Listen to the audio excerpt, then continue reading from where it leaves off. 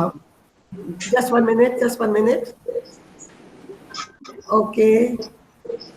Good afternoon, everyone. We have three new members today. Two of them will be speaking. And when they speak, I hope that they will introduce themselves. So just a few words.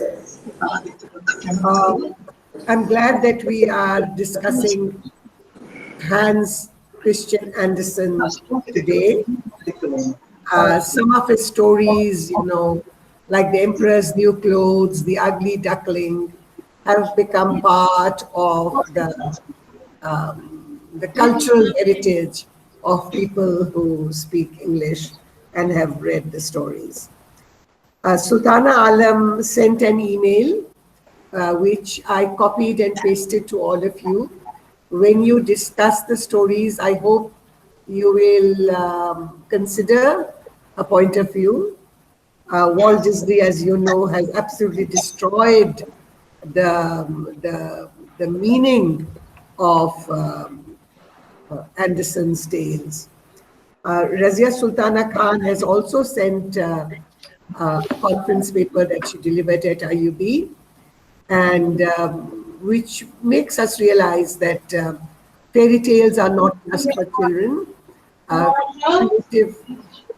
I would request all of you who are not speaking to mute yourselves, otherwise there are echoes.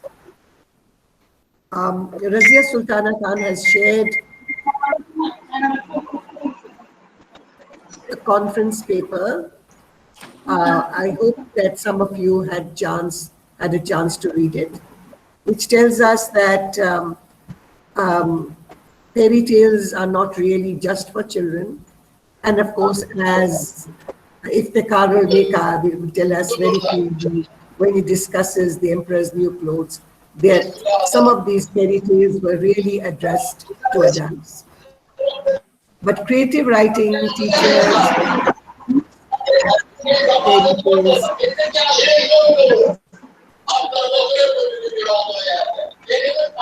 in their classes.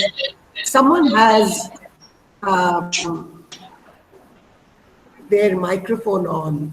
Can you please mute it unless you are speaking? Sometime back, we read Oscar Wilde, and Oscar Wilde had read Hans Christian Andersen's stories in English translation, and he was influenced by them. I am only sorry that no one chose my favorite Hans Christian Andersen story, The Nightingale. With that, I open the floor to Iftikhar.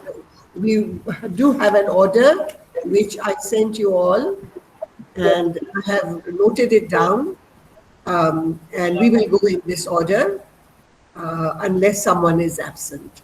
So Iftikhar, with The Emperor's New Clothes. Thank you, Niyazappa. It's lovely to see you back again, whole and fully recovered.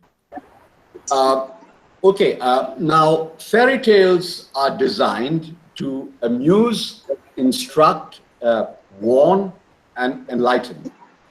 They usually set out to conquer fears generated by natural, human, and bestial terrors that threaten to destroy the free will and human passion.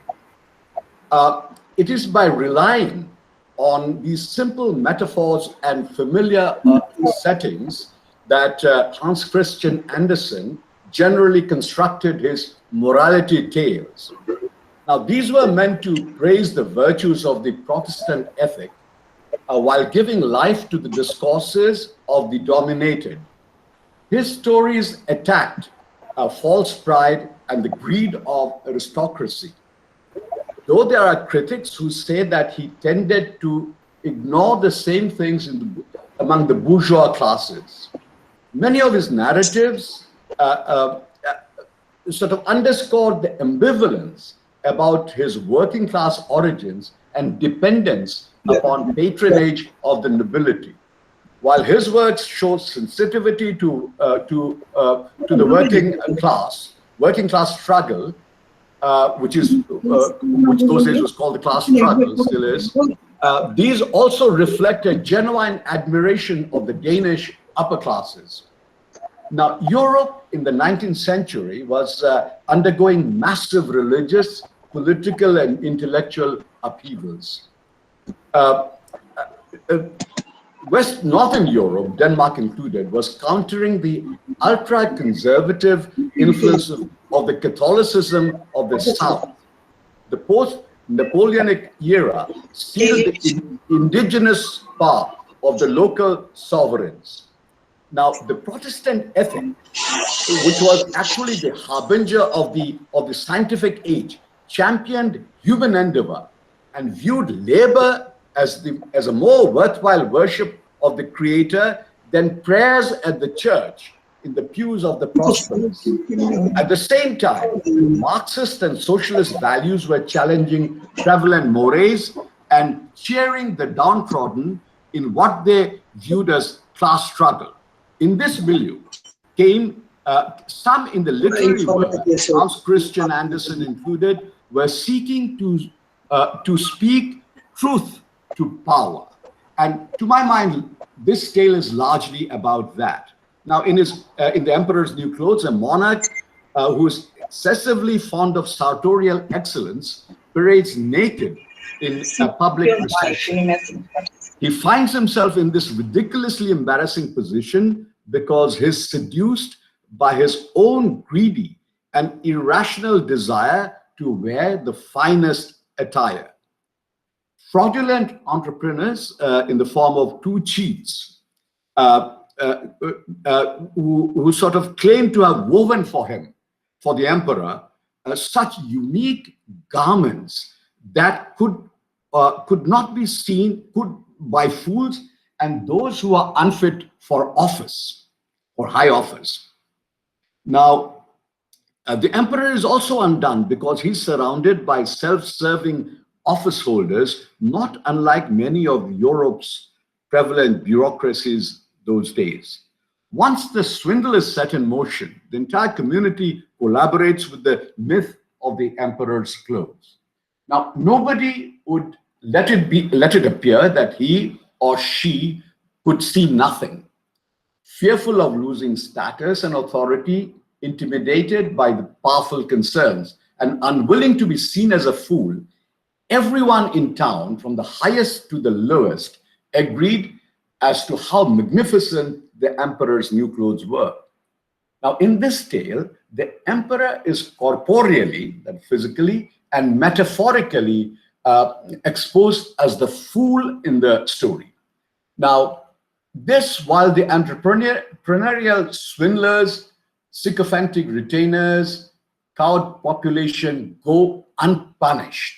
Now, these fit in nicely, they illustrate nicely, I think, Andersen's ideological commitments and ambivalences. The story is clear in warning us against simple remedies to complex problems, such as, for example, the creating of litmus tests for distinguishing the wise from the foolish and the competent from the inept. The emperor ended up naked because each of his subjects thought that the other could see, and no one wanted to be revealed as a fool, except for the child, whose innocence was unspoiled as yet by these negative societal values. Now, the eyes of the child were used to challenge conventional wisdom and help others see more clearly. This is a tale cautioning us against generating and feeding unreasonable desires, and also showing the power of conformity. Now, in terms of contemporary interpretation, we do discern in the narrative marked existentialist streaks. It flags the dangers of man's manipulation of man and of accompanying self-alienation and deception. There is the urging that straightforward, radical truth telling is the indispensable instrument of redemption. And to my mind, this is the central thesis of the plot. One can see in it touches of Fyodor Dostoevsky, Friedrich Nietzsche, and closer to our times of Jean-Paul Sartre. Now, okay, now these ideas came to me as I mulled over the story for hours and days after reading it. But my first instinctive reaction really was, it is such a delightful, fun read. I thank you. Thank you so much, Iftikhar. That was wonderful. You know, some years back when we celebrated Andersen's 200th anniversary, I was literary editor of the New Age.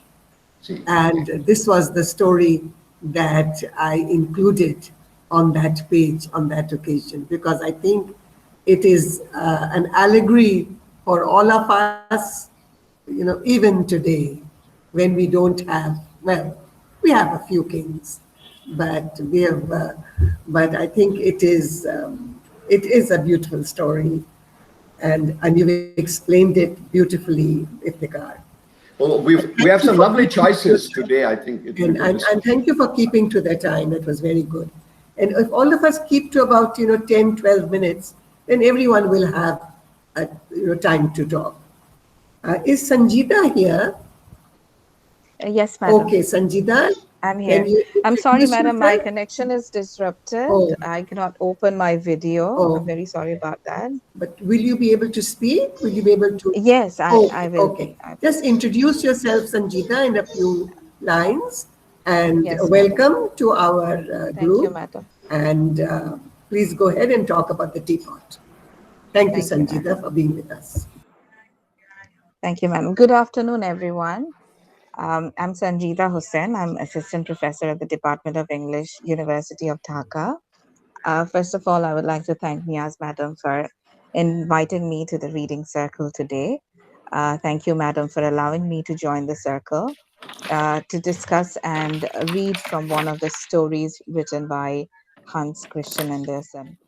I'm going to read from the Andersens, The Teapot. So this is a story of a teapot who doesn't have who has a defect, but despite that defect, he serves the humankind. And by the end of the story, he remembers the memories of her service. So I'll be reading from the story first, and then I'll get to the discussion. There was a proud teapot, proud of being made of porcelain, proud of its long spout and its broad handle. It had its spout in front and the handle behind, and that was what it talked about. But it didn't mention its lead, but it was cracked and full of defects, and we don't talk about our defects. Other people do that. The cups, the cream pitcher, the sugar bowl, in fact, the whole tea service thought much more about the defects in the lead and talked more about it than about the sound handle and the distinguished spout. The teapot knew this. I know them, it told itself, and I also know my imperfections. I realize that in that very knowledge is my humility and my modesty. We all have many defects, but then we also have virtues. The cups have a handle, the sugar bowl has a lead, but of course I have both. And one thing they can never have, I have a spout, and that makes me the queen of the tea table.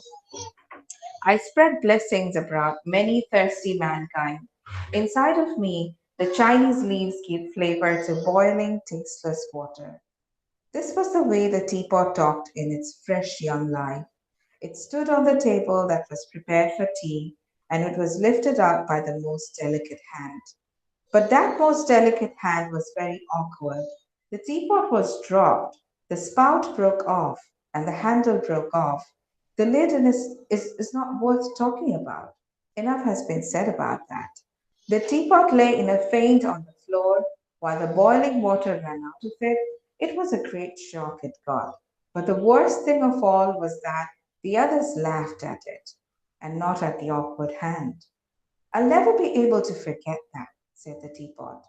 They called me an invalid, and the next day gave me to a woman who was begging for food. I fell into poverty and was speechless both outside and inside.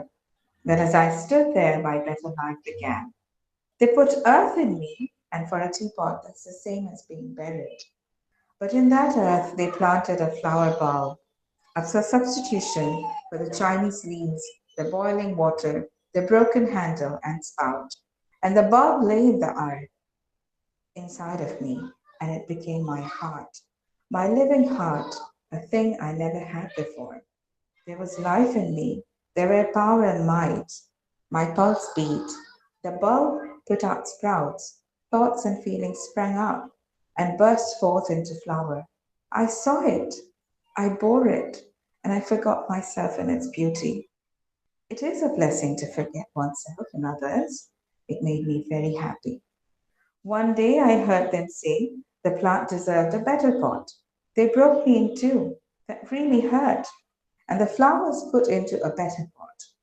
Then they threw me out into the yard, where I lie as an old potsherd. But I have my memory that I can never lose. So that's the ending of the tale. And this tale, which was first published in December 1863, is a spellbinding story that presents a deep moral lesson, a lesson that is relatable to us irrespective of our cultural or generational differences. The translations that I have found of the story, they use the pronoun it while describing the teapot. But in my discussion, I'm going to use the pronoun she because the teapot thinks herself to be the queen of the tea service and it has certain very feminine qualities. Uh, the teapot is aware of her defects, yet she's not thinking about how people will describe those defects. Rather, she's pondering on the fact that how and to what extent she herself has been able to execute her duties. And that is what matters. By the end of the story, the proud teapot learns an important lesson about humility and modesty. The story touches upon the issues of pride, fall, and memory, and also friendship and jealousy. But above all, the story reminds me of a worker's craftsmanship and her achievements of a lifetime. The story also has a sad undertone. It serves as a realization of a person who has relentlessly worked, forgetting her shortcomings, highlighting her strengths, and sadly, she doesn't receive anyone's approval. However, it also makes the readers hopeful and optimistic. As the teapot is turning into a potsherd, she remembers her service towards mankind. A potsherd is it is a kind of a relic, an archaeological item that will inform people of the future generation about the customs and the etiquettes of the teapot's time. Uh, People will eventually realize the teapot's importance by examining her as a potsherd later. Nevertheless, through her journey from riches to rags, the teapot basically reminds us that as long as you can serve others, you remain happy and content and satisfied. And it is the only, like, it is only this feeling of content that stays with you for life. People's praise and approval, as well as their criticism or contempt, never matter. The teapot stands confident at her own worth, and as readers, we admire her for that. Thank you. Thank you, Sanjida. Thank you so much. Asfa, you have joined. You are here, right, Asfa? Asfa?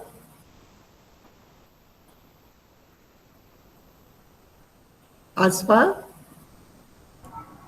Yes, I can hear Yes. you. Yes. Go ahead with the ugly duckling.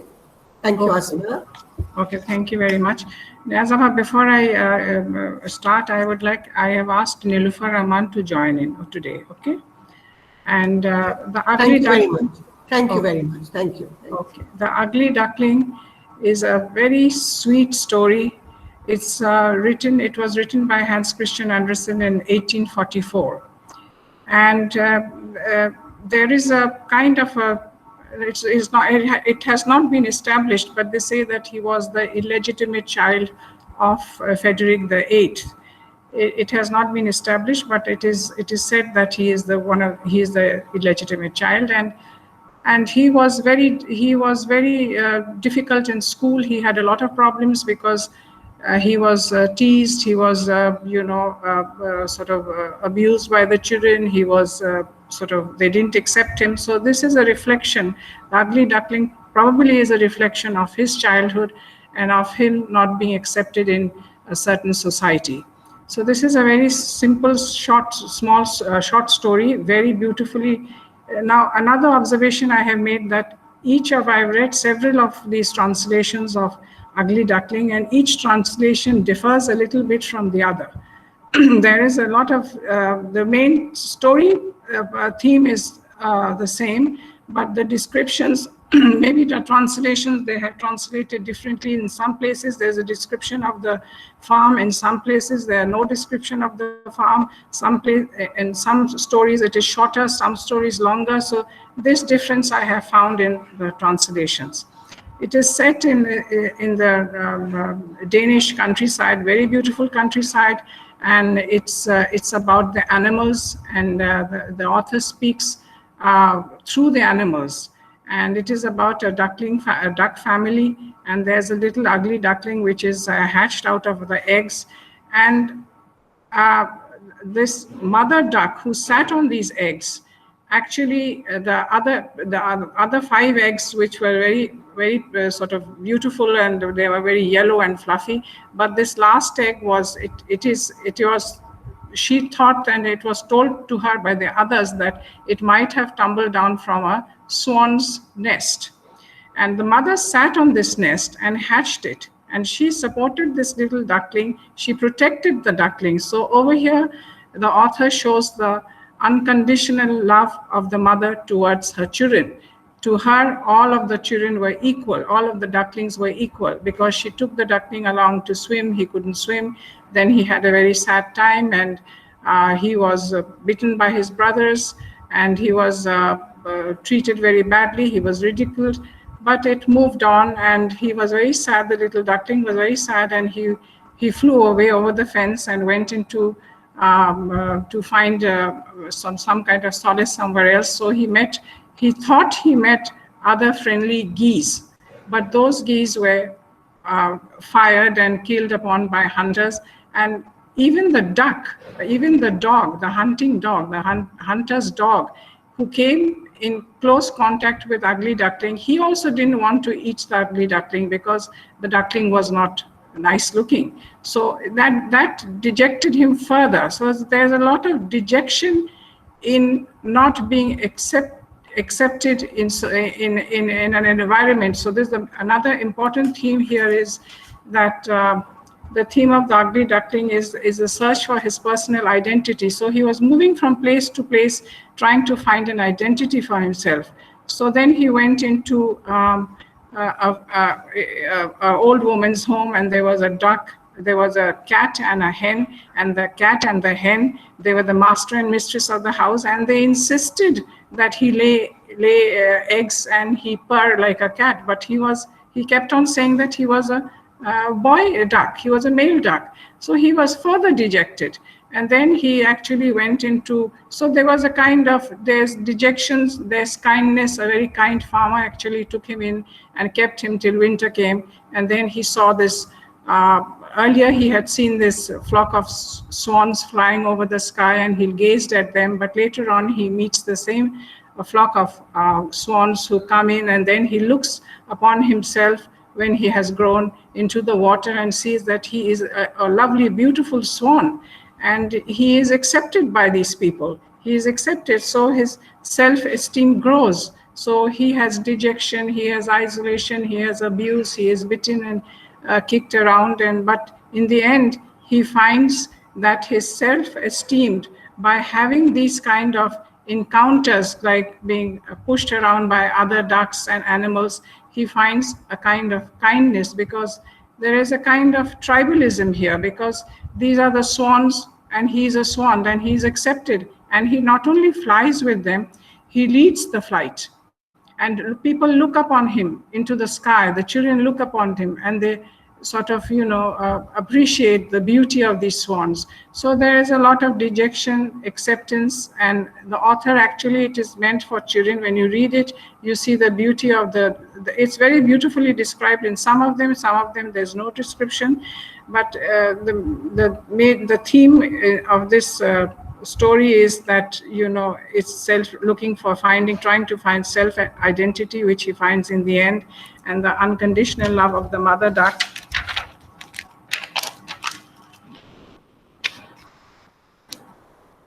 And then there is this show of unkindness by others, and they remain his brothers and sisters, the siblings remained ducks, because if they were kind to him, the family could have been very proud of him, that he was a swan amongst them. So there is a kind of tribalism here, that he belongs to the family of the geese, and he flew away. And it's a delightful story, and I read several of them, and the beautiful description of the Danish countryside, and the beautiful description of so many other things, the farmhouses. And he reminded me, the author, when I read this, I read Ugly Duckling after maybe 45 years, or maybe 50 years, because I'm 70 years old, so it must be 60 plus. So I'm 70 plus, so it must be beyond that. So it's beautiful. And another thing is that there used to be classic comics at that time, and I think I have a few. I didn't have time to take it out today. So I have these illustrated classic comics which belong to my son, and I have a huge collection of these comics, and I'll take them out once and show it to the reading circle. And I read it through these comic books, not through I can't remember when I read it. And I would like to make a similar kind of with Hans Christian Andersen, uses animals to convey the message, uses a lot of these beautiful, cute animals like Beatrice Potter did with these farm animals. She also used to, one of my favorite stories up till now, even now I have a book of this rabbit, Peter Rabbit. And I love Peter Rabbit. I love Winnie the Pooh. I still like watching Winnie the Pooh. I still like reading about Winnie the Pooh. So these are the things which, especially during pandemic, thank you very much, Iftikhar and Dr. Niaz Zaman, for choosing this, because it was very refreshing. Nothing which, that I had to go and think about 20 times, or go back and forth on a page, look for something, think about it, and prick my brains, because it was just flowing, it was easy, it was therapy. So, as I said, the main theme of this is trying to find your self-identity, and to go on, move on with it, and never to look back. And you can always achieve something if you have the determination to go ahead and look for it, even if you have a bitter experience. This is the main thing. Thank you very much, Niazapa. Thank you, Asfa. Thank you very much. And Nusrat, are you here? Nusrat will talk about the Little Match Girl. We've had can we have a variety of stories, It's Niazapa, yes. After each presentation, can we have a short discussion? Oh, yes. Well, we can, if there is. Certainly, if you want to put your hand up and put it in the chat and say that you want to say something. Yeah. Okay, just to add on a little, by the way, Asfa, these classics illustrated are incredibly valuable now. Yeah, I know. In the New York market. It is unavailable, and you'll get a huge sum for it.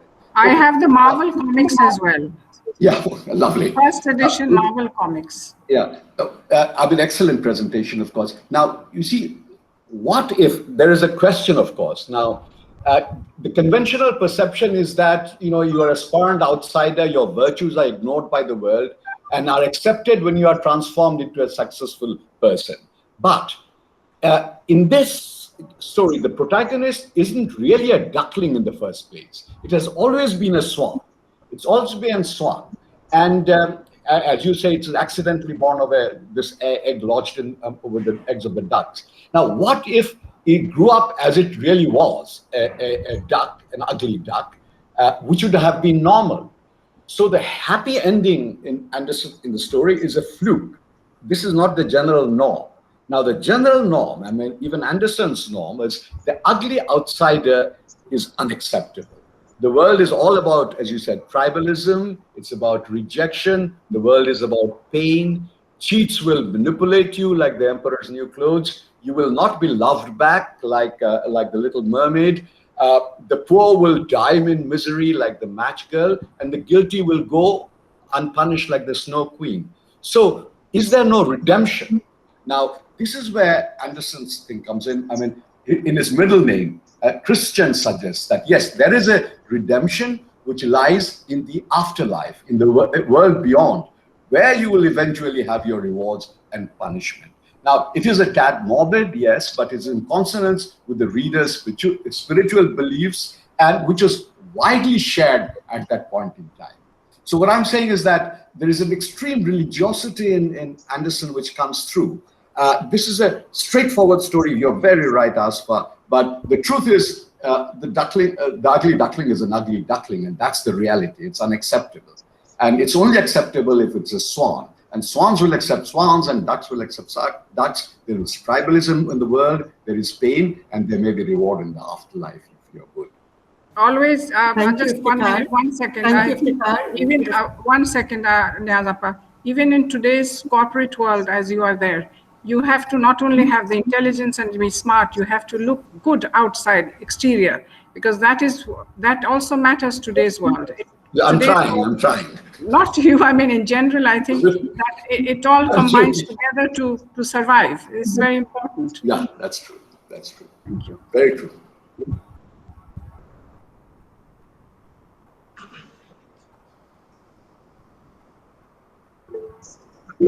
I'm not really hurrying, but I do want to give all the speakers time.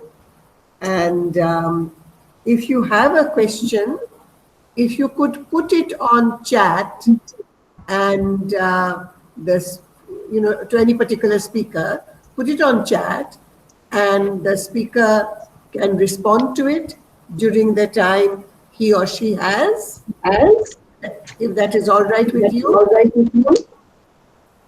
Okay. Because I think Susanna had a question and but please put it in chat because we do have designated speakers who offer to speak. So let them go ahead. So Nusrat with the little match girl, beautiful story. Okay. I think I have chosen the saddest story that you will ever read in your entire life. No story is sadder than this, but it was relevant then. It was relevant 200 years before that, and even till today, it was very, very relevant because this was the Victorian time. So on the one hand, you had prosperity, a rich class emerging because you see that there were railways and steamships and the telegraph, and there was a migration from the rural to the urban areas, and there was employment, and the rich were getting richer. But then what about the poor? They were living in horrendous conditions. So there was unemployment, and at the same time there was total wretchedness and a certain indifference towards them. So the story of the little match girl, I mean, she was miserable from day one. There was not a single person who looking out for her, not even her own parents, especially not her own parents. I mean, her father sent her out to sell matches, and that's how they survived. And even their living conditions, we are told that it was a leaky roof and it was snowing and very cold outside.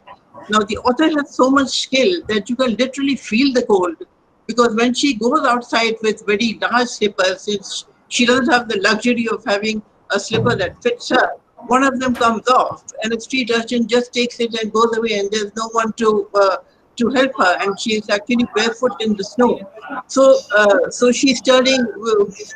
He's using his description that she's cold and she's very blue, and she's not able to sell anything. And what was worse is that it was Christmas time, and the rich people were just walking past her in their expensive clothes and expensive shoes, and not even stopping to to ask her what was wrong, and it didn't bother them that a little girl is out there in the cold without any shoes even. And then we are told that you see, since her fingers are so cold, she lights a match, and she's entertained with a vision at that time, so long as the match is on. And the first one is that of a stove giving warmth. So the very luxury of being warm on such a cold day is given to us. But then, of course, the match goes out, and the second vision she has is that the walls of her house become transparent, and she's able to look into a wonderful Christmas dinner. Although it's not Christmas time, we are told that it is the day before the New Year, but the Christmas celebrations are continuing, and I suppose it runs into the New Year. So there's a grand dinner, and there's a white tablecloth, and the goose roast actually comes towards her, offering her, tempting her, you see. But then the match goes off, and the vision is also stopped. And the third one is that of a beautiful Christmas.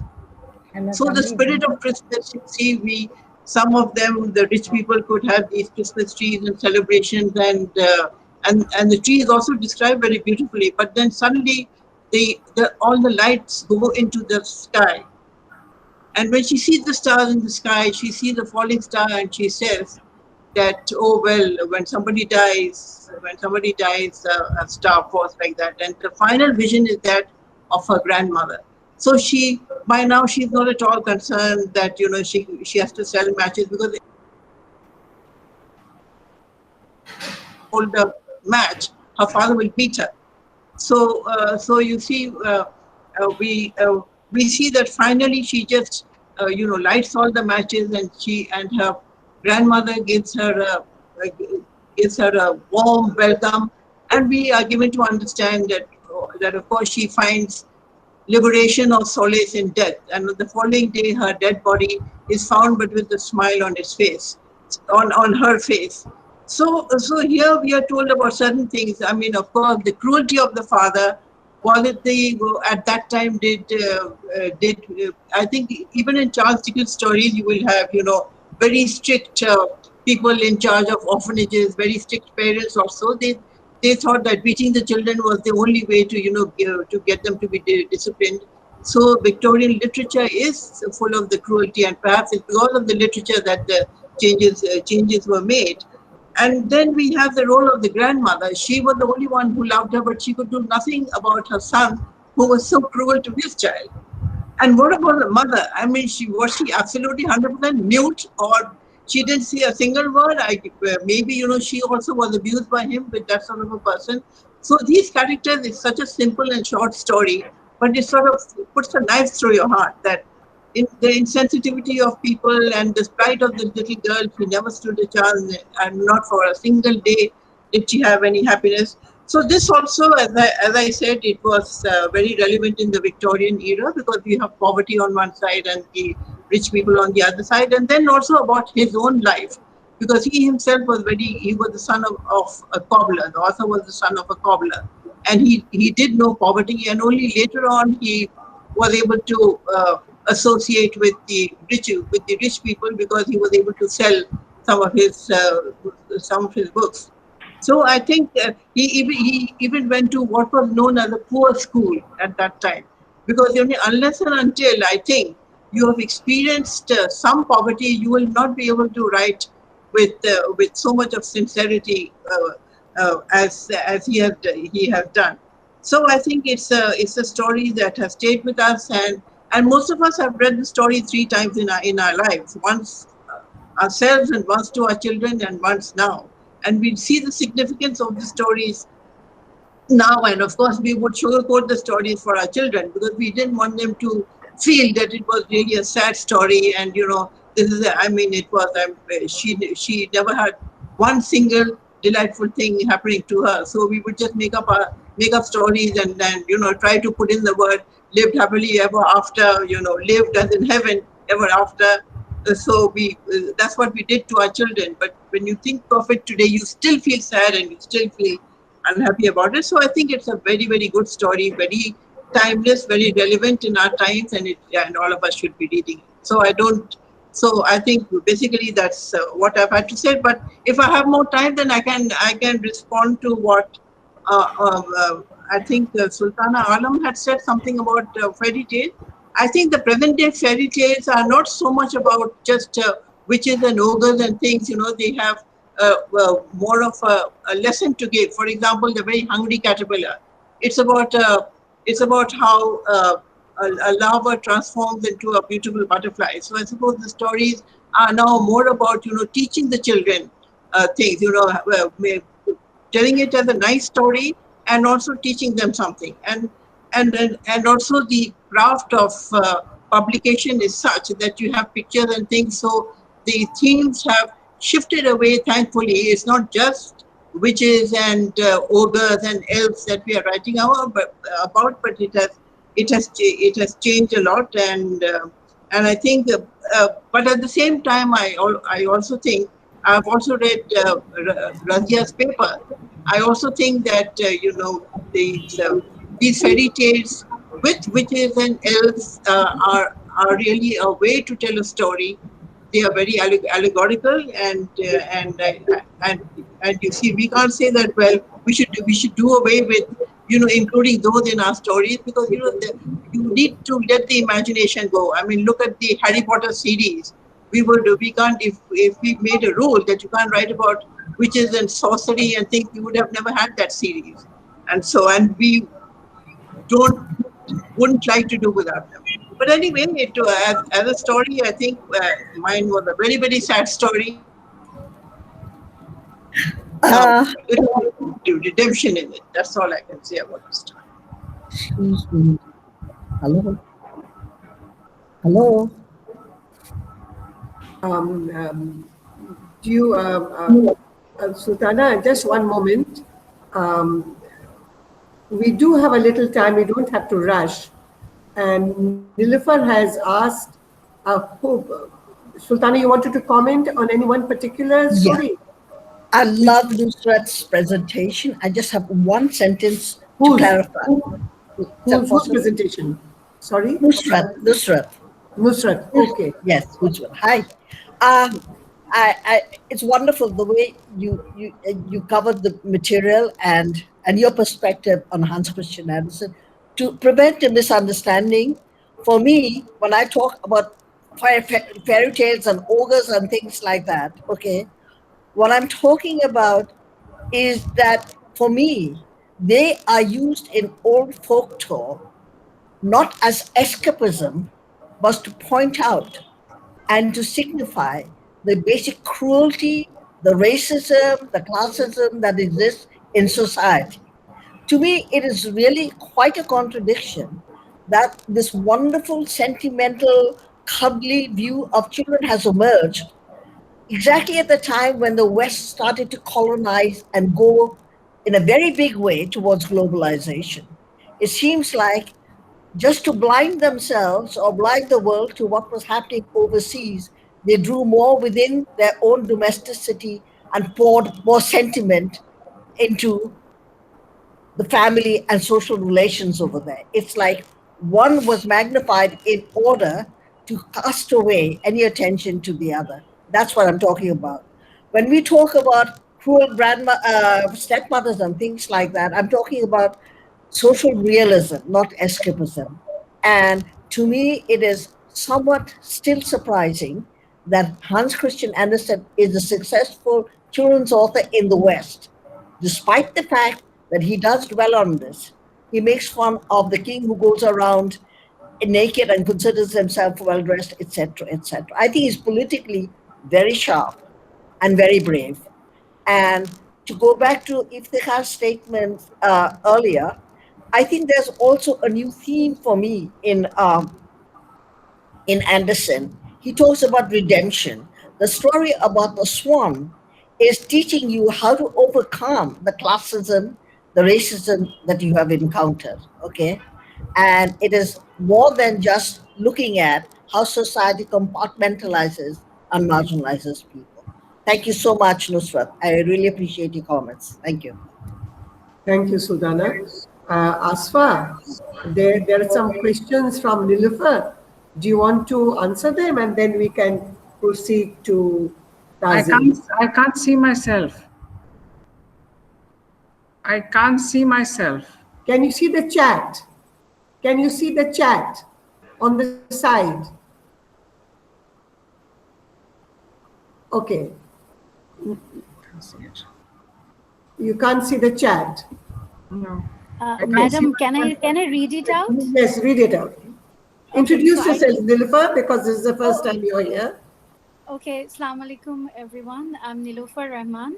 Asfa Hussain, Appa, she has brought me here. This is my first day here with you all, and I'm really delighted and really feeling honored to be here. I am a single mother, and I'm a mother of a very handsome son, and this is the identity that I'm really proud of, and I'm not too sure what should I tell about myself. For living, I am a entrepreneur. I'm a former banker, and with my experience and knowledge in banking, I started a social business, and I do look after that. That the name of my company is Long Run Strategy. And about the social work, I am a Zonshan. I'm a member of Zonta Club of Dhaka too, and I'm also a Rotarian. So that's all. Can I ask the questions? Yes, please. Yes, please. Okay. Thank you, madam. My question to Asfa is, because the ugly duckling is so favorite from Hans Christian Andersen. So my question is, was the ugly duckling really ugly? If so, what made him ugly? Did he stop being ugly at the end of the story? What does ugly really mean? Would the ugly duckling still be ugly if someone thought he was beautiful? Now, what is beauty? How do we decide what is beautiful and what is not? If someone is really ugly, is he always going to be ugly? Or if someone is beautiful, is she always going to be really beautiful? How about the inner beauty? Isn't it depending on our individual perspective? And another question is, can someone be very terrible person and still be beautiful? And how about an extraordinarily wonderful and a caring person can still be considered as ugly? Appa, so many questions I know, but it But actually I can't see came out. myself. I can't see myself. Can you hear me? Yes, we can We see can you hear and we you. can We hear can hear you. you. Oh, Niloufar, it is how one looks at oneself and how others see you. So if you have good deeds, doesn't matter physically what you are, but you know the mother duck actually was very compassionate towards the ugly duckling. The mother duck knew that there was a fault with the, that maybe it was not her duckling, but at the same time, because she sat and hatched on the duck, she had a kind of a compassion, she had a kind of a motherly love for her. So the mother duckling protected her, probably didn't see this duckling ugly. So I think it is how people look at people, how people perceive people. That is important. It's not the outer look that is your acts may be very your conduct or your act towards other may be very good and kind. So the physical thing doesn't come there. So it's your inner self that comes in here. So that is it. Thank you. Thank you, Appa. Thank you. Yeah, Thank that's what I was looking for that time. Thank you. I would like to add some Tazeen, comments are to you it. here? Tazeen? Tazeen? Yes. Yes. Okay, Tazeen. Hello. Yeah. Hello. Yes. Tazeen, you can go ahead with the Little Mermaid. And Najmun Okay. Nahar also wanted to say something. So maybe she can speak after you. Okay? About the Little Mermaid. Thank you very much. I think in a way, this is both a beautiful story and also a bit controversial in terms of how you interpret it. Most of you probably know what happens, so I will just very briefly gloss over the development and then go into some of those problematic questions. So the Little Mermaid is the youngest of six sisters uh, who lives in the ocean, deep in the ocean. Now, some others of you have already mentioned that the different translations give kind of different approaches to it. So I looked at two two of them, and of course there is one is much more beautifully described than the other. So visually, it comes out very, very alive. But leaving the imagery aside, if we go into the story, essentially the mermaid is how should I say, wants to discover, wants to know. At the same time, her personality is quieter than the others, a bit more reserved, a bit more reflective. Now, her main interest is the world beyond the ocean, out in the world of man. And this comes through in the form of, initially we find that out, where she has a little plot deep in the ocean, along with the other sisters, in which she grows a little garden with red flowers and has the statue of a young lad, a beautiful young lad. And unlike the others who try very many other things, have shipwrecked things in the garden, she herself is content with this. Now, according to the rituals of this community, young women at the age of 15 are allowed to go up and so come to the surface of the water and see what the rest of the world is like, and they're not controlled very much. But until that age, they can't do so. I think I'm going to take this off because I don't hear myself. Get up. Now, if you hear me badly, please show me like this or like that. Do you hear me all right?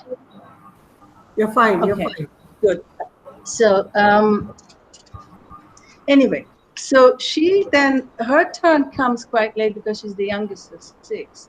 So each time a sister goes up, she comes back and describes the beautiful world out there. And by the time her turn comes around, she actually comes upon this young prince whom she is through from the sea, looking into this ship where the prince is sailing. And as luck or fate would have it, there's a storm and the prince is drowned. At first, when the prince is drowned, she feels, oh, it's a good thing now he can be with me. And then realizes, of course, that human beings don't last underwater. So she saves the young man and takes him and puts him on the on a place of safety, and moves away at a distance. And the young man is found by a group of young women, of which one particular stands out, the one who first finds her. And well, she then goes on under. But of course, her personality kind of takes a change.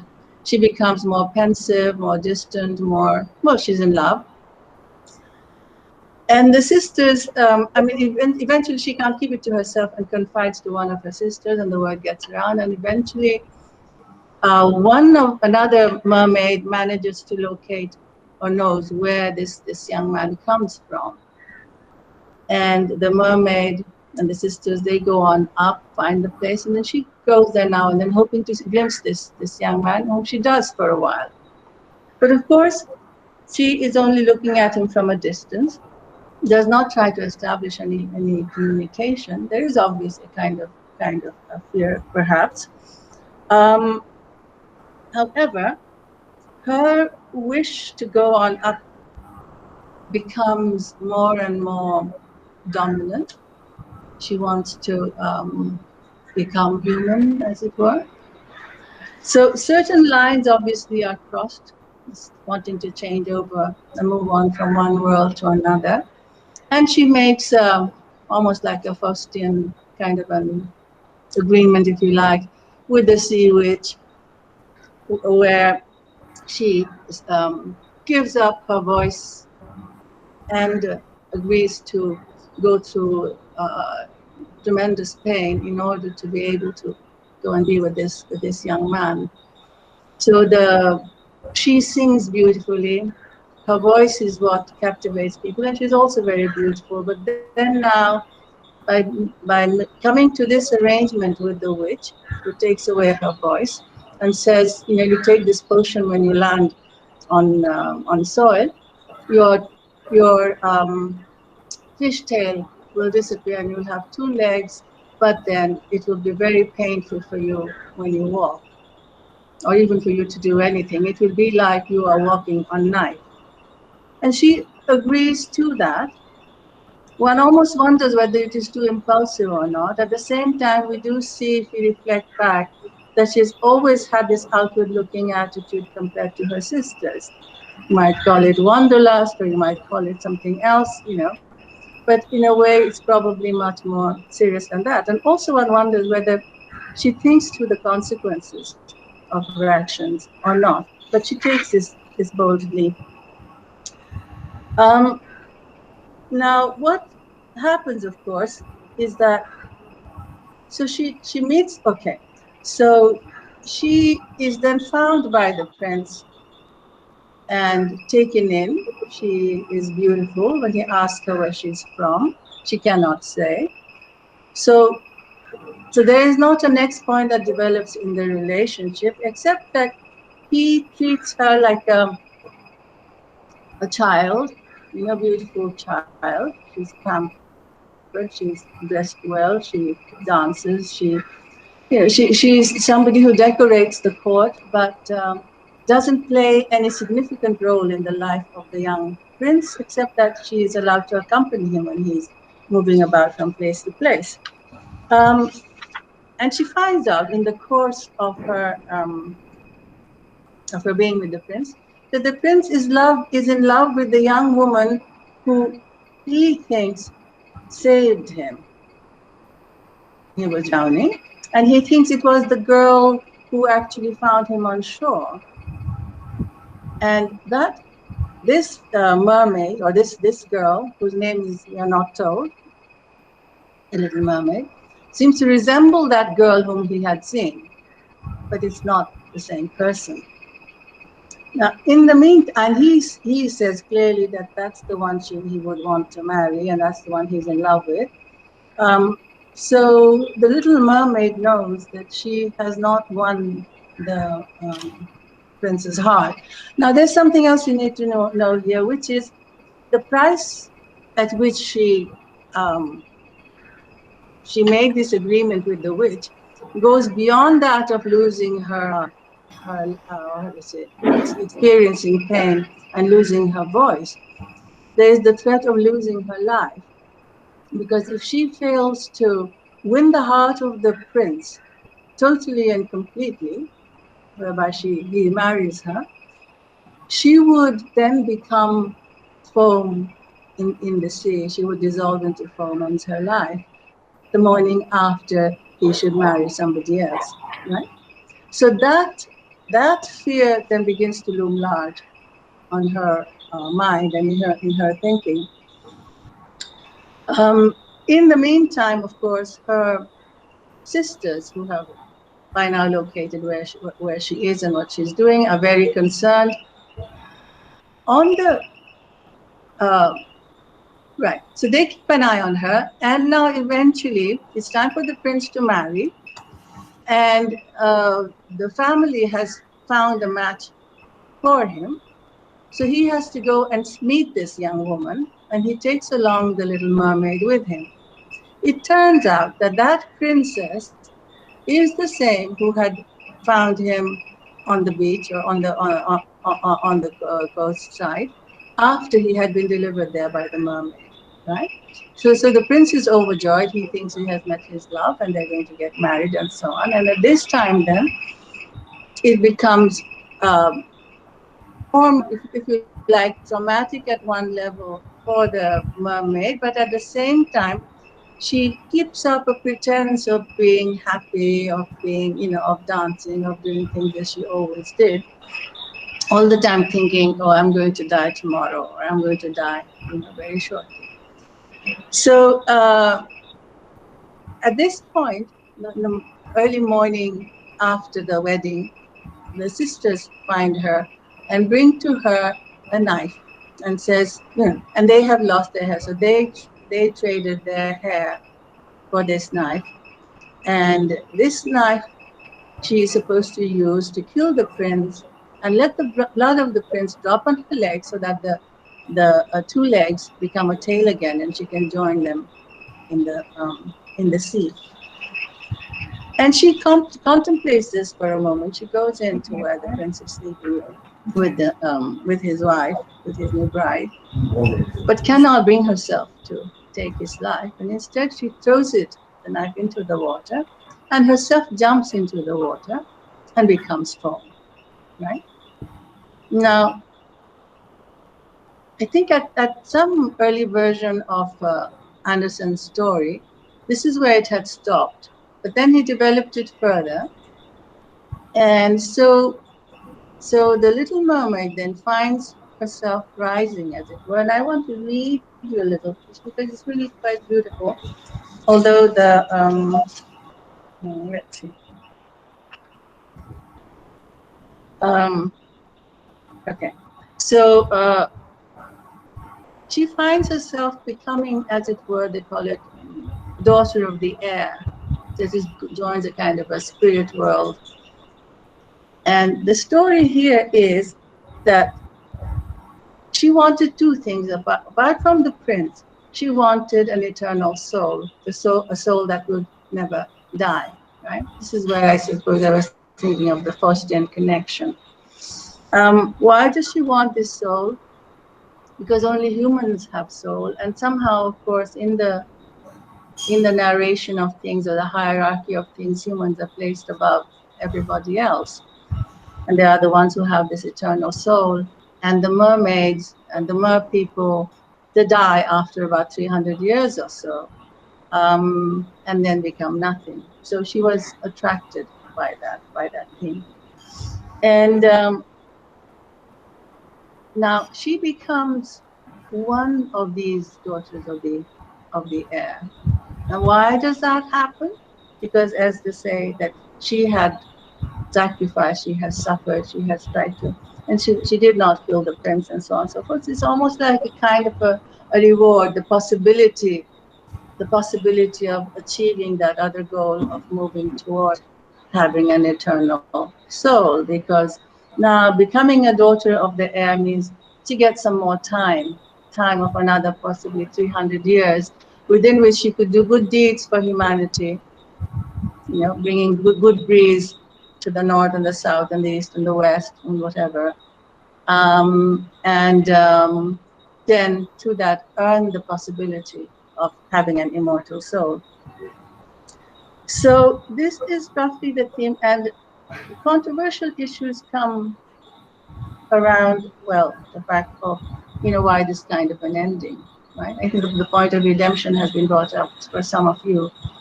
But what is this redemption from? We are not made to believe in the story that she'd really done anything wrong. At the same time, of course, in the kind of Christian concept, okay, becoming closest to humans is perhaps a worthwhile reward in itself.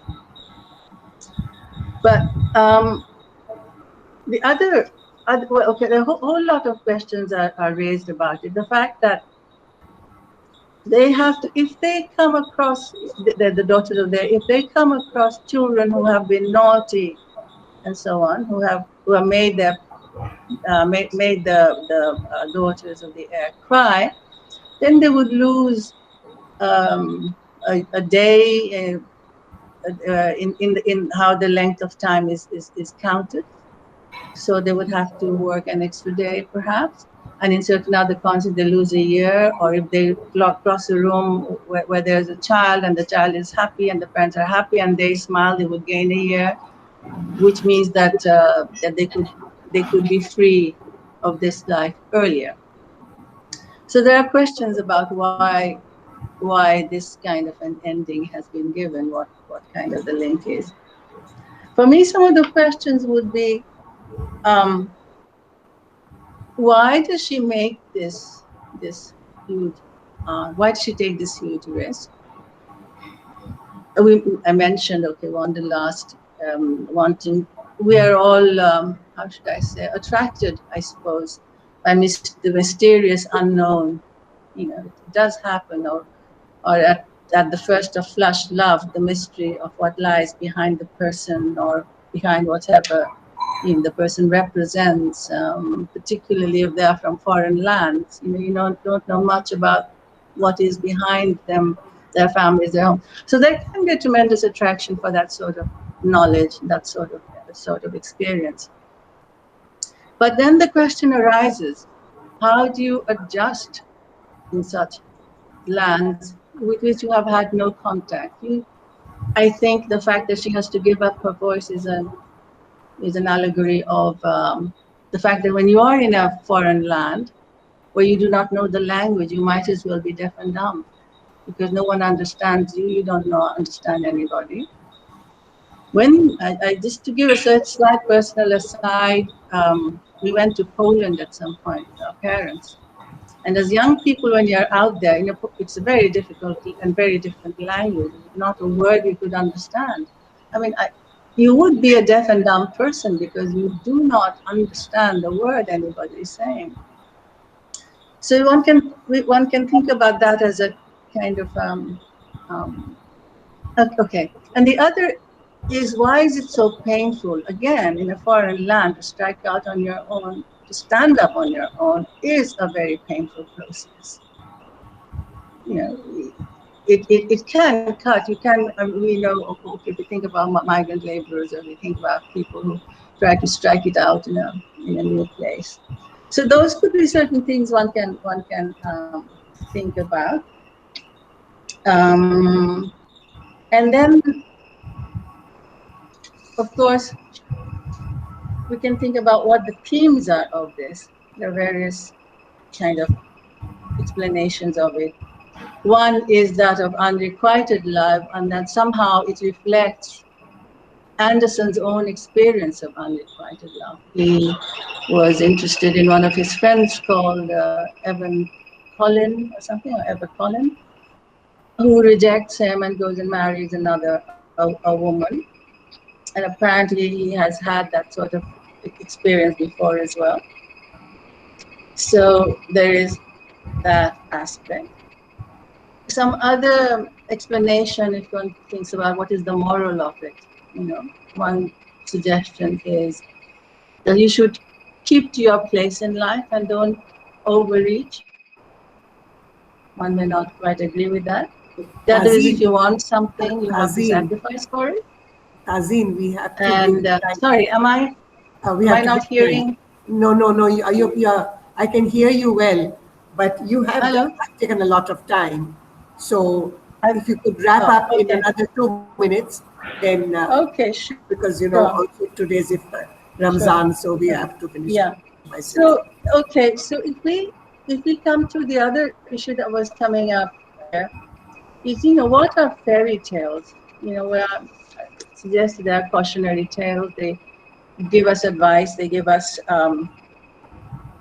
I suppose these are kind of warning children. At one level here, children are warned that if they don't behave, then these daughters of the heir are going to suffer much longer. They're not going to find their place in this eternal life anymore.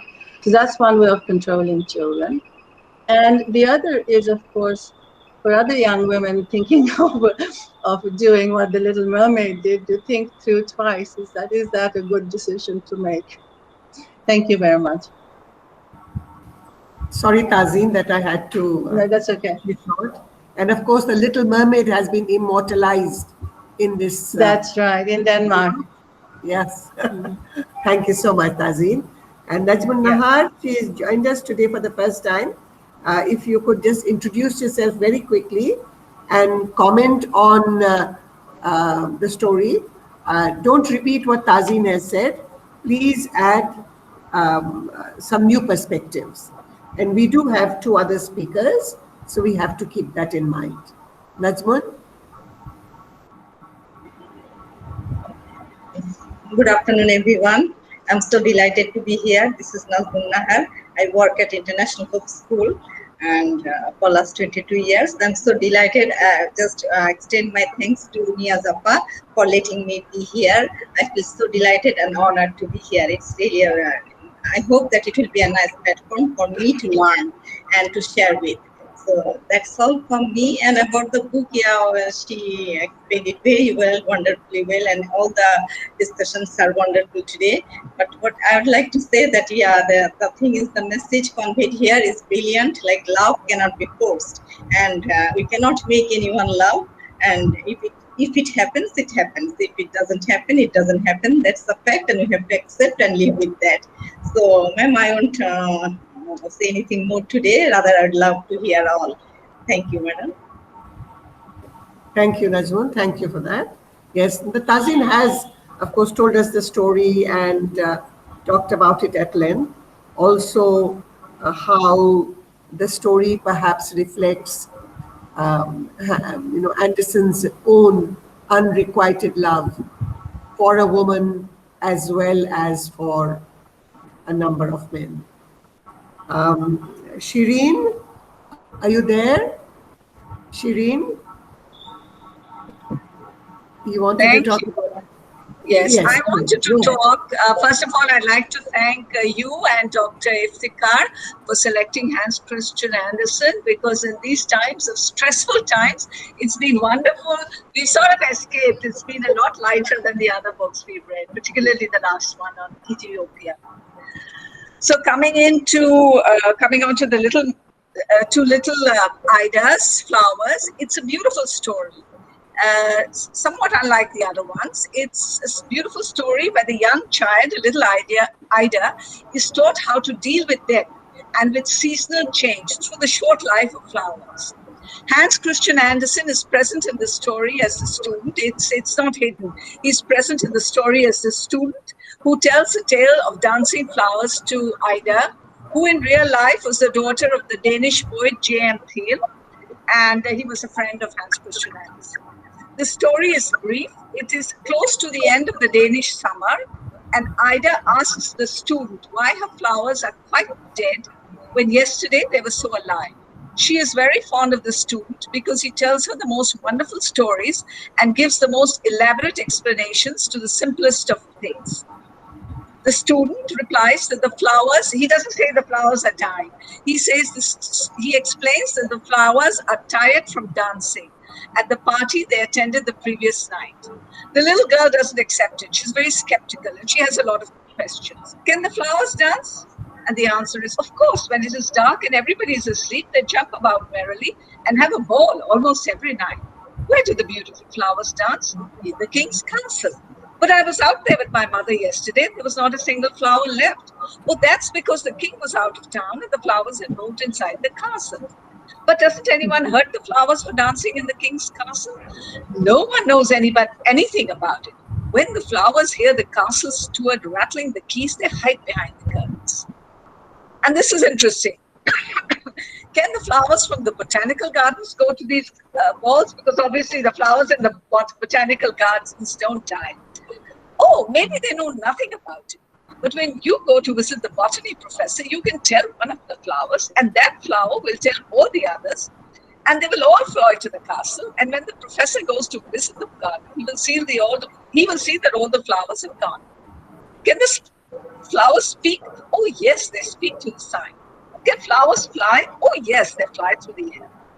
A lawyer who happened to be visiting Ida's house and seated nearby adds his comments to this exchange. How can anyone put such nonsense into a child's head? Which is probably what Andersen heard throughout his life. Anyway, the message gets through. At night, Ida lays the wilted flowers on her doll's bed and puts a quilt on them to help them get well, and moves the doll Sophie to the drawer with the other toys. However, the conversation of the day has implanted itself into her mind, and she has a vivid dream of the flowers dancing to music in her room. The hyacinth and tulip stood in two long rows down the room, and not a single flower remained in the window. So this was the Danish countryside, and you had, even in those days, you had the windowsill and the flowers in the windowsill. And then you see the dolls, and one of a tulip playing the piano. So it's a beautiful scene that comes through her mind. Then Sophie is pulled out through the drawer by a rough doll and asked to join the ball. Ida's flowers thank Sophie for the use of the bed. And this is beautiful. And they tells the doll, Sophie, we cannot live long.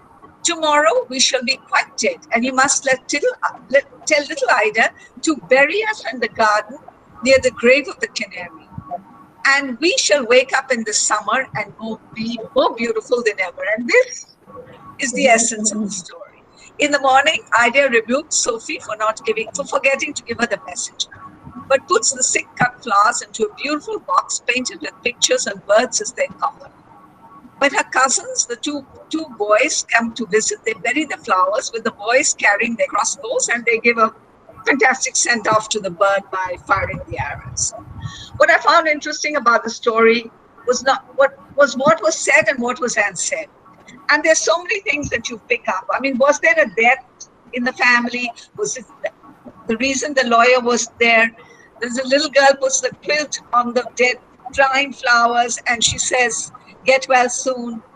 And, the rebirths, you don't know whether it was an old person who died, a younger person who died, and the royal send-off, was it somebody who got a military send-off? Was it somebody who died in the war? And above all, I think what I found very interesting was my favorite, I wandered lonely as a cloud over the Wordsworth poem, and where he describes the daffodils dancing. And then that was almost a few years before. That is, I saw was 1807, and this was published in 1834. And his friend was a poet, so obviously there's some influence from there. And then Robert Herrick again, fair daffodils we weep to see you haste to waste, which is another 200 years before that. So all in, I found that it was beautiful and touching. And I recall Sultana Apa's her comments where she said we treat our children differently. You wouldn't tell them stories.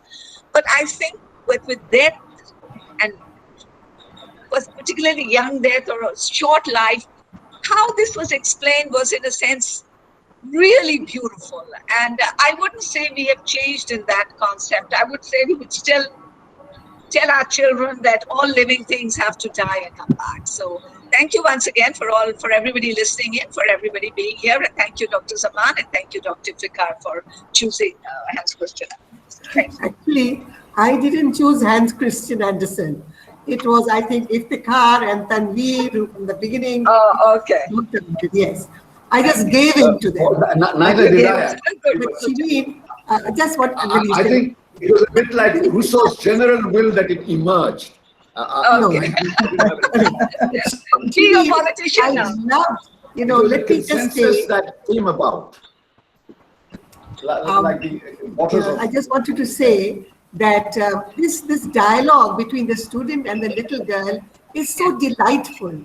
It's delightful. Children ask these questions, these difficult questions. Yeah. And grown-ups find it very difficult to answer children's innocent questions. And we make believe, right? Yeah, we make believe. So we make believe. But it was delightful because, I'm going to digress. My second son, he was a nuisance when he was small. He would ask a question, I would give him an answer, and I could almost see the wheels of his brain churning, And then he would ask another question, and I would have to give an answer. And it went on, and then he would trap me, He would trap me. And I thought about this little girl asking these questions, the student this, I thought that was so delightful. Thank you. I think, all of you have chosen different stories, very different stories. The story of an emperor, the story of a teapot. There's also another story, which I love, of unrequited love, the steadfast tin soldier. Yeah, that's a beautiful story, Asfa has talked about the ugly duckling. Yeah. And of course, we use the word today to talk about, someone who is sort of like looked down upon in early life and then suddenly starts shining, it blooms. Tazeen gave very elaborate. It's a long story. It's a convoluted story and it has many themes. There's unrequited love. Also, as Tazeen mentioned, the immortal soul, which goes back to what Iftikhar said, that, the Christian idea that on earth you're not going to be happy, but you can be happy, after you die. Um, and of course, Shireen, this was really lovely. And about flowers. This was so delightful. Now we come to Tanveer. Tanveer, are you here? Is Tanveer here?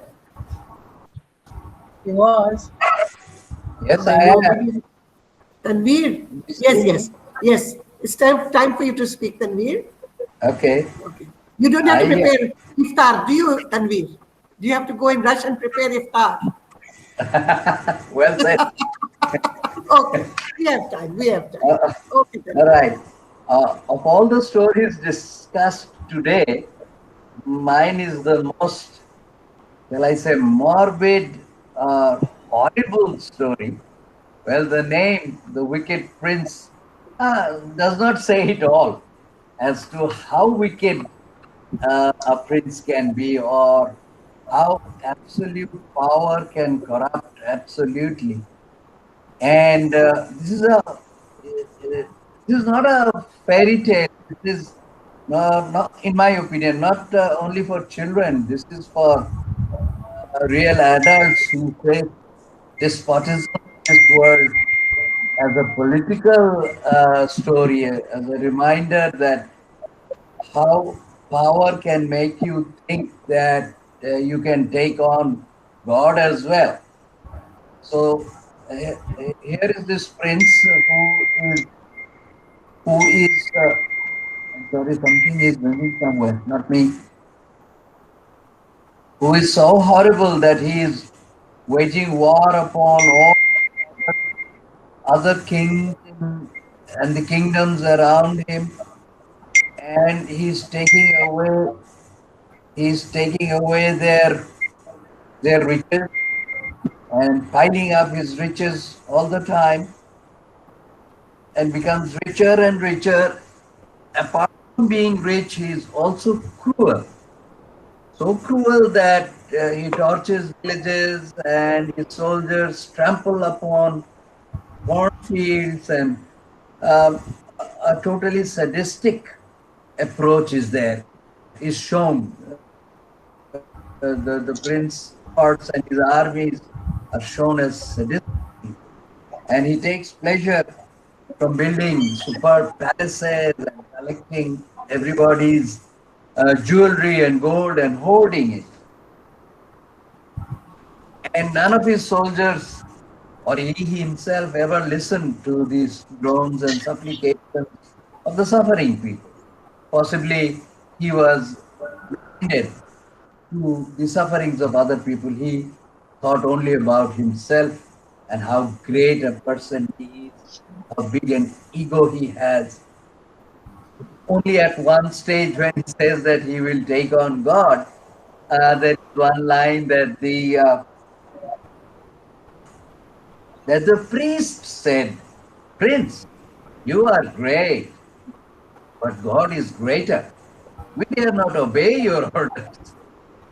Regardless, the prince, he is so much taken up by his power and by his accumulation of wealth that he decides first to build a chariot that will take on God. And this beautiful description of the chariot with peacock feathers.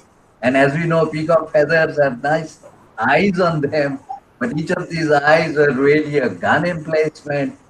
And how he got all the mighty, powerful eagles to tow his ship and go into the clouds.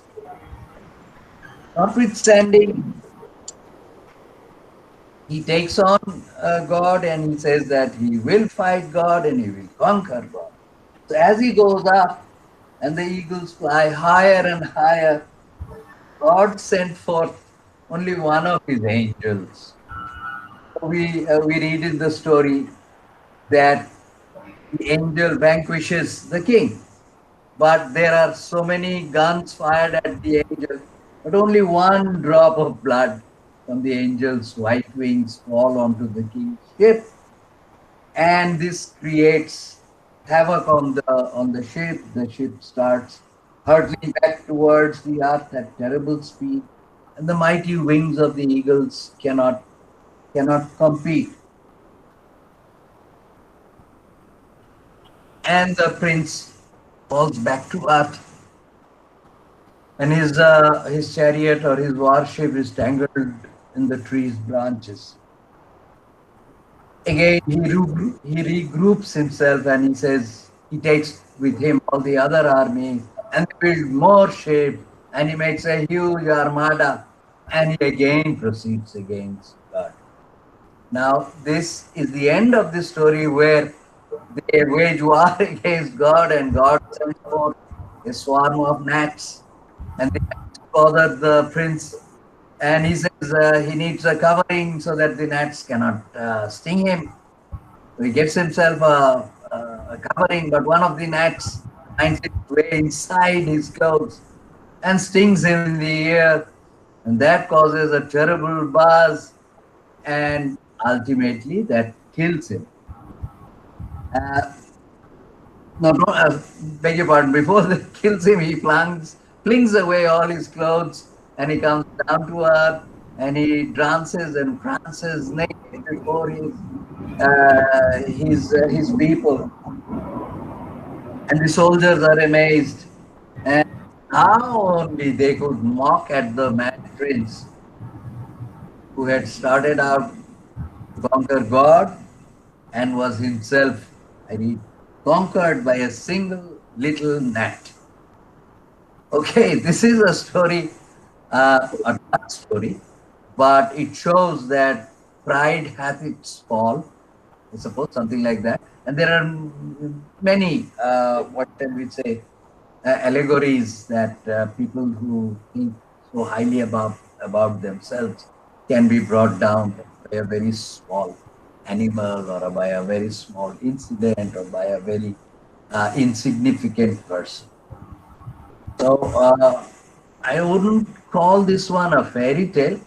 I would call this one a political statement that is applicable very much to this day.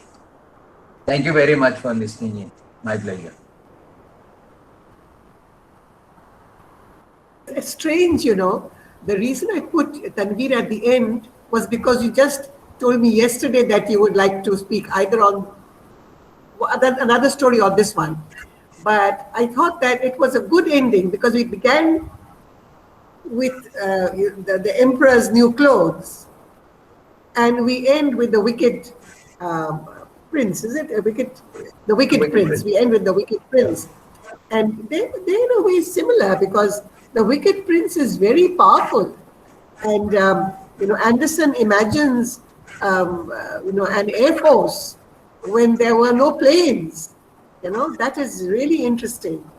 And the fact that, it's like, Dr. Faustus, for example, he wants to be God, but you can't be God, right? You can't be God. So God does not bring him down with the thunderbolt. He brings him down with a single little gnat. Tiny animal. So, thank you very much for the variety of stories that you chose. And it's remarkable, how you chose different stories, all of you. So those are, yes, Tanveer? In that strain, I would again like to propose that we do short stories, and I'm not doing Grimm's fairy tales. No. Short stories are easy to read in this pandemic, Reading a novel, it becomes a... Listen, okay, all right. So, I support Tanveer. I support Tanveer. No, okay, one moment. Okay, listen. Andersen, it's not just a fairy tale. We all have agreed that, these fairy tales are not just for children. They are also for adults. Oscar Wilde's fairy tales are not just for children, they are also for adults. And we have chosen something for next month. You know, it's not, I do not know how many pages it is, but, you know, if you're, I don't know, I'm sorry. Well, I don't want to dictate, but let's just pause. If people have things to say, let us comment on Hans I would like to have a word. Amina wants to say something, Parveen wants to say something. Please, let's talk about fairy tales and Hans Christian Andersen, and then, you know, we will sum up about what we'll decide what we'll do next time. Yes, Amina, you wanted to say something, and then Parveen.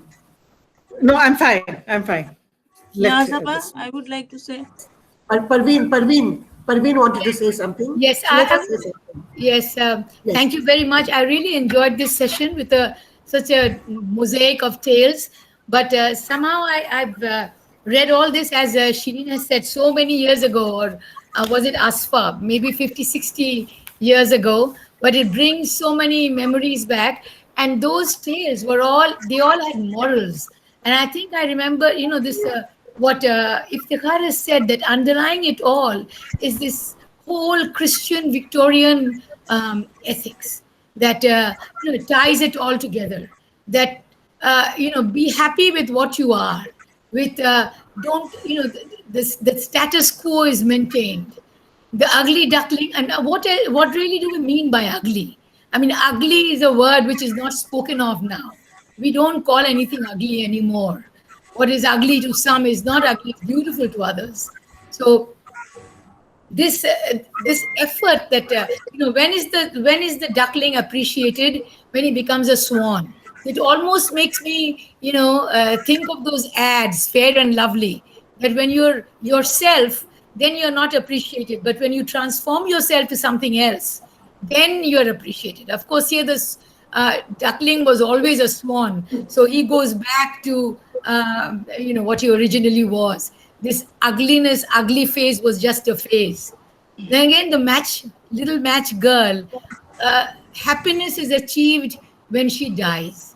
The flowers also, you know, the Little Mermaid, be what you are. God has created, you know, this hierarchy of living things, of plants, animals, and everyone has its place. And so be happy with that. There's a design, there's a divine design, and everybody has his or her own place there. So underlying all these tales is this, I think, this moral teaching, which I think most tales had in those days, you know, the fairy tales had, which now we don't teach our children like that anymore. We don't tell them what is ugly, what is good, what is evil. We let them find out for themselves. But whereas Hans Christian Andersen really spells it out, tells it all. And thank you, I've enjoyed it all, and it made me rethink. I mean, I've never thought about it in this way. And thank you. Thank you very much for taking me back all those years. And then in hindsight, I really appreciated looking at it as an old woman, not as somebody who just started reading. Thank you, Parveen. Thank you so much. Thank you for joining, Parveen. I didn't ask you to introduce yourself because you have come to us. Yes, I have come once or twice, yes. and I think I know most of the people here. I'm Parveen Hassan. I've spent all my life teaching. I'm retired, and now I'm running a university in the old city, a women's university, and most of these people have been my friends for years. Thank you for joining, Parveen. Thank you. I hope you can join us, Yes, if you're not busy. I try to join whenever I can. Yes, please do. Khadija, you wanted to say something? Yes. Yes, I wanted to, first of all, thank everyone who recommended this book to be read, because we have grown up with these stories. We have, as Asfa said, we have read the illustrated comics. We have seen different versions. I have been reading these stories to my children and now my grandkids. But reading the actual story, it was amazing. The imagination, Little Mermaid, the castle as he has described with the golden shells and all. I can see Walt Disney, you know, movies where they got the ideas. Then with each, and I just read the stories which were just discussed today, and each of them, it was beautiful. The language in the little teapot, the way she describes about her, her forming a heart inside her, and the ugly duckling, the farmyard, the description there. In the last one, the wicked prince, the fighting, these were amazing. And I would like to thank, because I have been running, I have had to tell stories to my grandkids almost every day, and I was running out of stories. So now I've got all these new ones to read out to them and also discuss with them. And another thing I would like to say is that now ideas have changed. Like at one time, my daughter, she used to say, no, don't tell these stories to my 3-year-old. You know, it's so grim. Like Rapunzel is taken away by the witch, or they are eaten up, or things like that. So, but I said this is part of growing up. And now every day they listen to the stories, and the new, you know, I watch all the new cartoons being made. And what I like now is that they are making the girls as the star. They're very liberated, and very powerful. The last one which I watched was Raya and the Last Dragon, and there the dragon also turned out to be female. And so it's so I'm glad that this kind of change is coming in with the tales and fairy tales which are being made now. So thank you. Thank you, Khadija. Sultana, you wanted to say something? Sultana, you wanted to say something? Can you hear me? Yes. Hello? Yes. Yeah. Thank you for the opportunity to read Andersen. To me, I discovered in my old age 81, going on 82, that he's possibly the most revolutionary author I have come across. Okay. Number two, I do want to raise the issue that in the old days, we did draw out lessons for children in books, but nowadays, it is literally no to preach. You know, we do not preach. We let children experience. And what is the experience? It's mostly limited to enjoying nature, to running around in snow or running around in water. You know, there isn't this kind of reflection. And I just want to bring myself back to a point that when I first went to the United States back in 1961, I was just amazed at how apolitical they were. The children didn't know anything. They had entered college, they did not know anything. Whereas in Bangladesh, even the kid on the street was much more sophisticated. A few months ago, I went and interviewed some street kids who are in the school over here. And I asked her, what do you want to be? Well, a couple of them wanted to be doctors and a pilot, but most of them wanted to be policemen. And I said, why do you want to be policemen? He says, because you can take bribes. You get more bribes as a policeman. There are more opportunities for that. And I think that, you know, we lose something. We lose our street wisdom. We lose our capacity to think and to analyze politics. To get back to the issue about women, about girls being, you know, encouraged to really come out in their glory. You know, I'm very troubled how in this development scene, you know, the focus on women and children is used as a shield to keep away our eyes from the larger economic and political disparities that are emerging. You know, it seems like if you want to show that a country is doing well, you know, just show how much they're doing for women and children and forget about the big disparities that are developing between class and in our case, minorities. The more we go up, the worse the minorities are over here. Excuse me, I want to stop right over here. Thank you. Bye. Thank you, Sultana. Does anyone else want to make any comment? Razia? Any comment? I have a question for, could I have a question for Ms. Sultana Alam? Not related to the program. not related to the event, but can I have a question for her? Just Very short quick. one. Yeah. Yeah. Did you ever live in Bailey Road? Yes. Okay. Hi, Ifti. Yes, yes. Oh my God. Little fat Ifti. Oh my 60 God. years. Okay, all right.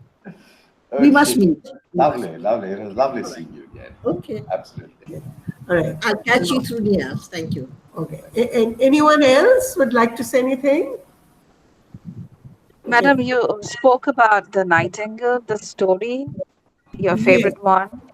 I would like to hear a little from you about that story. Well, I have always But loved that we're story. so close to iftar now. I know. No, we are going to close. No, we are going to close now. We are going to close now. I'm not going to say anything about it. Very I love interesting. that story, and it's about, you know, values that we put. Is something made of gold and silver and diamonds and rubies more precious than a real nightingale? I'm not going to say anything more about that, but it is one of my favorite stories. But just we have a few minutes left. I just want to end by choosing the date for the next meeting, 29th May. Is that all right? And I suggested Woman at Point Zero by Nawal Al-Sadawi, who passed away last month. It's not a very fat book, and you can ask critique for the book. Okay? Yeah, You can ask. I think we can. It's all right. It's all right. Okay. So thank you all. Thank you. Eid Mubarak. Eid Mubarak, right? Can I end the meeting with a line from Razia's paper? Yes, go ahead. Go ahead.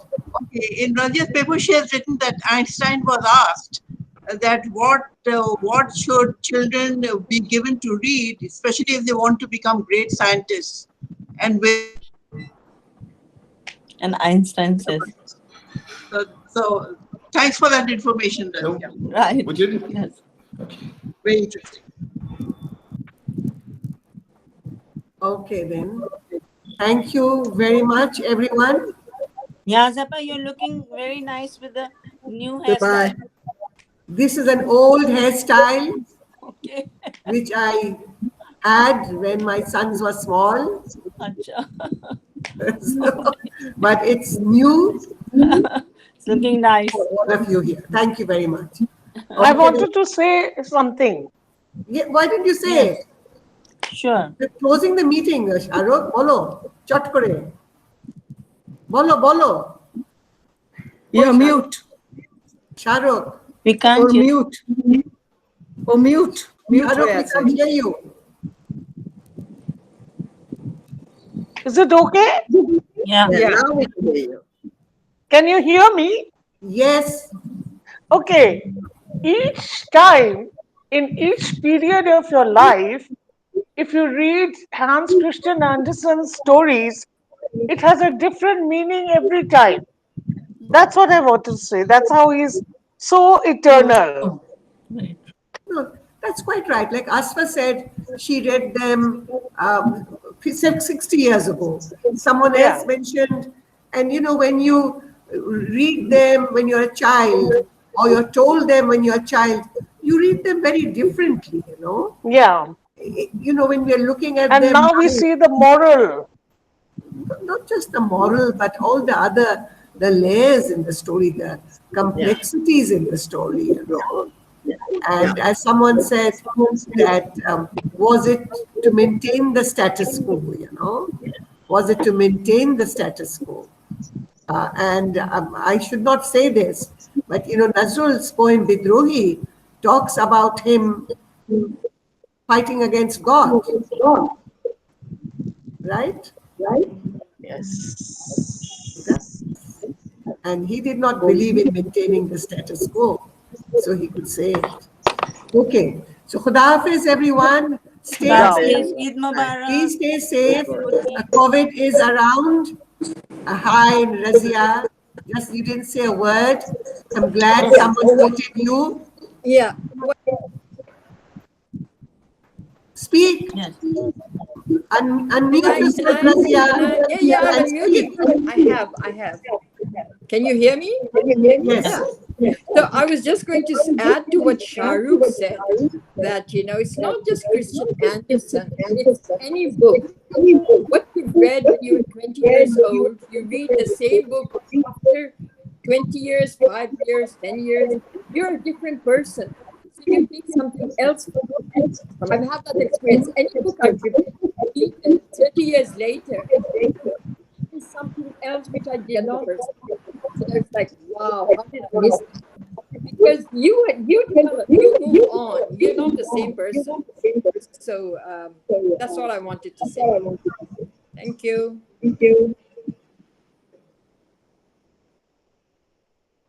I'm so glad that you spoke. So thank you, Razia, for sending that paper of yours. And I'm glad that some of our members did read it. So Khuda Hafiz and Eid Mubarak in advance. And keep safe, all of you. Please be very careful about COVID. Please mask. Please maintain social distancing. It is really, very vicious. You know that I had COVID. Two of my sons had COVID. My maid had COVID. Mashallah, Alhamdulillah, we are much better now. But please be careful. Parveen's son had COVID. Her nephew had COVID. So just be very careful. So Khuda Hafiz, all of you. And Eid Mubarak to everyone. Stay well. Thank you for joining. Thank you. Khuda Hafiz. Thank you.